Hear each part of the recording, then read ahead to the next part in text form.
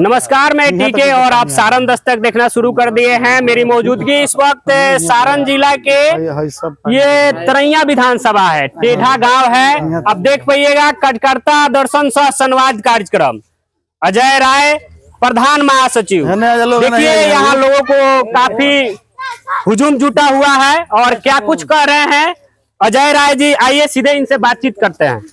Sir, ये जो कार्यक्रम चल रहा है, ये कैसा कार्यक्रम चला रहे हैं? ये जनता दर्शन सह संवाद कार्यक्रम है। आगामी विधानसभा चुनाव है और जनता के बीच हम लोग जा रहे हैं तेजस्वी यादव जी की योजनाओं का चर्चा करने के लिए, सामाजिक न्याय, लालू यादव की सामाजिक न्याय की याद दिलाने के लिए और तरैया विधानसभा के नेतृत्व पर चर्चा की, किसको यहाँ के लोग विधायक चुने। क्या समझा रहे हैं तेजस्वी यादव का, क्या समझा रहे हैं, क्या कार्यकाल है? अब तो तेजस्वी यादव को क्रेडिट चोर माना जाता है और विपक्ष जो विरोधी लोग हैं बोल रहे हैं। कौन क्रेडिट चोर माना जाता है? तेजस्वी यादव को लोग क्रेडिट चोर कहते हैं। जी, कैसे?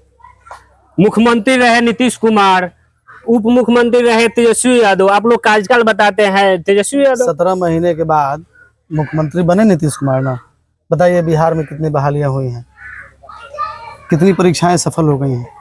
17 महीने में जब मुख्यमंत्री थे, उप मुख्यमंत्री तेजस्वी यादव थे, तो तेजस्वी यादव राजद के पास जितना मंत्रालय था उन सभी मंत्रालयों में, श्रम संसाधन विभाग हो, खेल हो या चिकित्सा विभाग हो, उसके बाद टूरिज्म हो, तमाम जो मंत्रालय जो राजद के पास था सिर्फ उसमें ही वैकेंसीज हुई।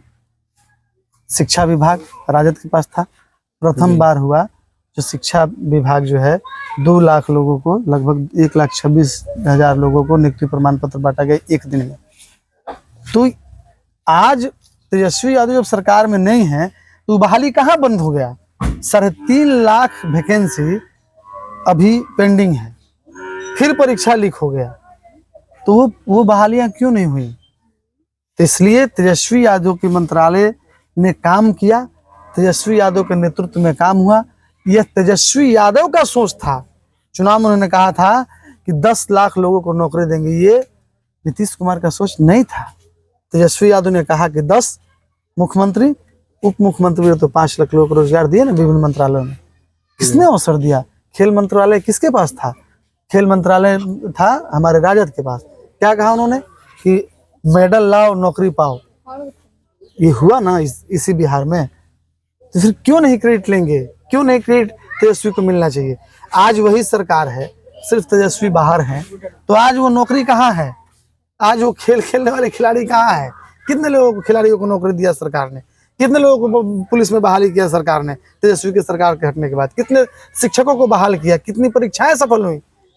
पेपर लीक होना बंद हो गया था महाराज।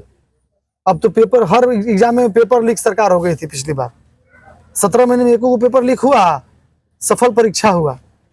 तो तेजस्वी यादव थे तब ही संभव था। ये लोग भी जानते हैं और हमारे नेता भी जानते हैं। एक तरफ रोजगार का मतलब तेजस्वी यादव आप लोग बता रहे हैं, विपक्ष है जहां तहां प्रचार कर रही है, लेकिन वही होल्डिंग हमको देखने को जहां तहां मिल रहा है कि रोजगार मतलब नीतीश कुमार। उनको लग रहा है ना, पूरे बिहार को पता है युवा नेतृत्व की क्षमता क्या है।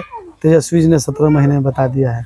जितना पोस्टर होर्डिंग लगाना है लगाएं, जितना खर्चा करना है करें, लोग दरी चटी बिछा के उनको हरा देगा इस बार। अब आप लोग किस मुद्दे पर चुनाव लड़िएगा? 1100 रुपया पेंशन बढ़ा दिया गया, 125 यूनिट बिजली फ्री कर दी गई। लोग तो कह रहे हैं 1100 पेंशन बढ़ाया गया, लोग करे तेजस्वी 1500 कहा तो 1100 डरे कदला है।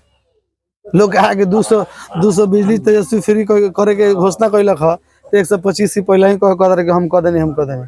अरे भाई, तो जो तेजस्वी का ही काम करना है, तेजस्वी जो कहेंगे वही नीतीश कुमार करेंगे, तो हटिए कुर्सी छोड़िए, तेजस्वी को बैठने दीजिए।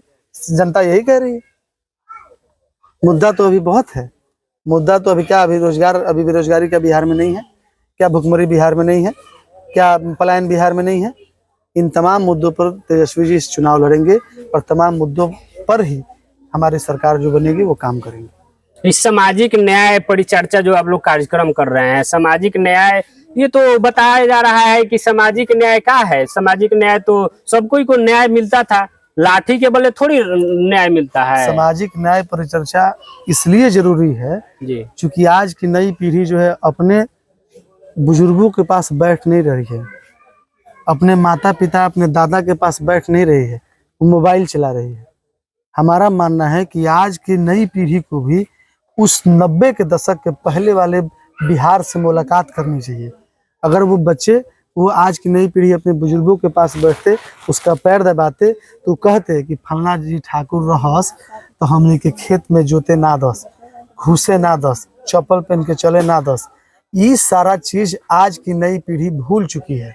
इसलिए हम आज की नई पीढ़ी को उनके पुराने दास्तान को सुना रहे हैं कि कितने संघर्ष के बाद तुमको यह वोट देने का अधिकार मिला, कितने संघर्ष के बाद तुमको ये चप्पल पहनने का अधिकार मिला, कितने संघर्ष के बाद कुर्सी पर बैठने का अधिकार मिला, कितने संघर्ष के बाद थाना में कुर्सी लगा कि तुम बैठो और अपना हक हकूक की बात करो। यह लालू यादव का देन है। ये बाबा साहब अम्बेडकर की लिखी हुई संविधान को लालू यादव ने लागू किया।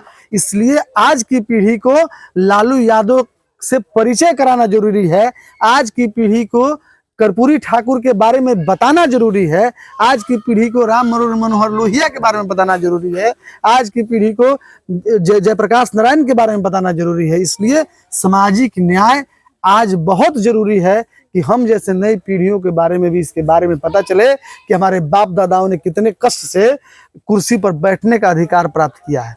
आज वही लोग हैं जिनको आधा ज्ञान है, वही लोग कह रहे हैं ना कि भाजपा 2000 रुपये दे दो, ठीक बा। वही लोगों को आज हम अपने लोगों को समझा रहे हैं कि ना 6000 में खेती ना होला, खेत तहार है। अब बताइए भाजपा ने क्या किया, कौन सा नियम बनाया, कौन सा कानून जनहित में बनाया? क्या कृषि कानून जनहित में था? कृषि कानून में वापस लेने के 700 किसानों को भाजपा की सरकार ने आंदोलन के तहत मार दिया और प्रधानमंत्री ने कहा कि हम लोगों को समझा नहीं पाए। वो क्या जनता के हक में था? अभी ये सब लोग ड्राइवर हैं, कलकत्ता में ड्राइवरी करते हैं। अब बताइए ड्राइवरों के लिए कानून निकाल दिया कि लड़ जाएगा, मर जाएगा कोई तो 12 लाख रुपए उसको देना पड़ेगा। कानून वापस हुआ। ये तानाशाह सरकार है मेरे भाई। ये हम लोगों की सरकार नहीं है, ये बड़े लोगों की सरकार है। कृषि कानून बनने के पहले अडानी का सारा गोडाउन बन गया था। किसके लिए? अमीरों को और अमीर बनाने के लिए और गरीबों को और गरीब बनाने के लिए। इसलिए हम लोग जानते हैं, लोग जान चुके हैं कि सरकार गरीबों का नहीं है।